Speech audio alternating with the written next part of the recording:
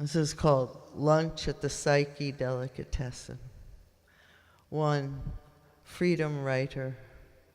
Born a stateless immigrant, always other, not owned, not subject, fighting inverted totalitarianism, vision of hard rain, of swimming in pounding rain, surrounded by deeps unimaginable and pouring, never stop.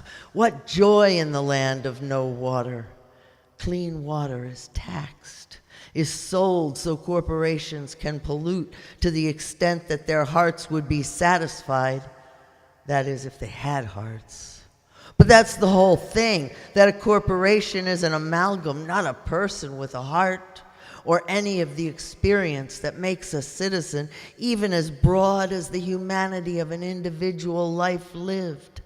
The value of my experience as important as any other's, guaranteed by a constitution they pretend to believe in when it suits them. They pat us on the head like little children, and we wander away from the big decisions to play with yet another technological toy or distraction.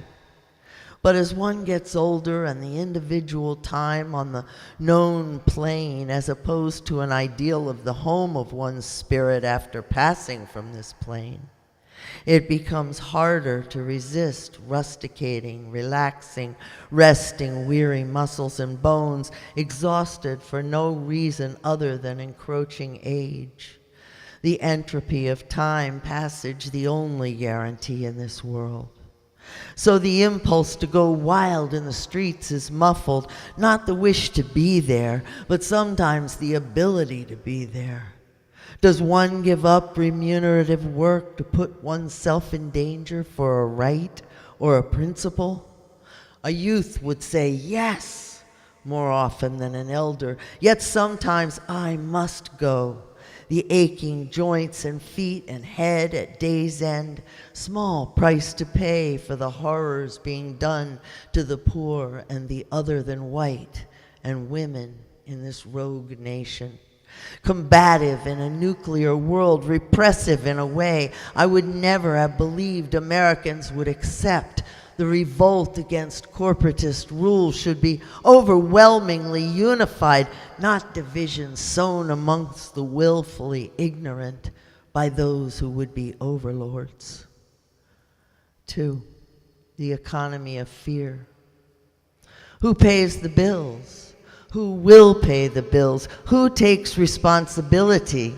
Who generates and withholds the jobs? Who aspires to inspire more births for the workforce with no thought to the health of education or morale of the resultant millions of hungry mouths? Millions more hands to take their unworked energy out on unpaid frustration. Lives promised by education, propaganda. Put everything onto a mythical God, for better or worse. If it's better, it's God. If it's worse, it's on you. You just weren't God enough. No matter how you tried, how you gave up your time and your life on earth for success of the God myth. The myth survives, but you don't. It was His will that you stumbled and fell and could not arise, that you crawled through the mud and the sand and the lies, that you humbled your native pride for the health of your people, that you gave up your brilliance for a piece of the pie that we all knew was poison but nibbled at anyway. Poison of acceptance, of normalization, of atomization, corruption, and undeserved yet well-deserved pain.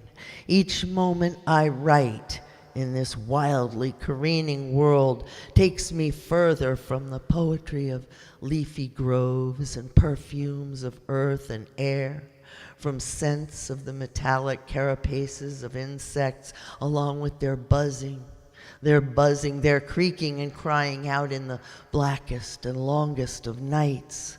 So welcome as the natural voices of earth, away from the torment of crashing dreams, the nightmare of ending life in an upside-down totalitarian state induced by the very stars and galaxies that augured a peace that could justify the mortal beauty of the gift.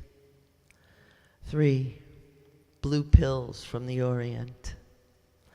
Hearts and skin still burn incandescent with desire.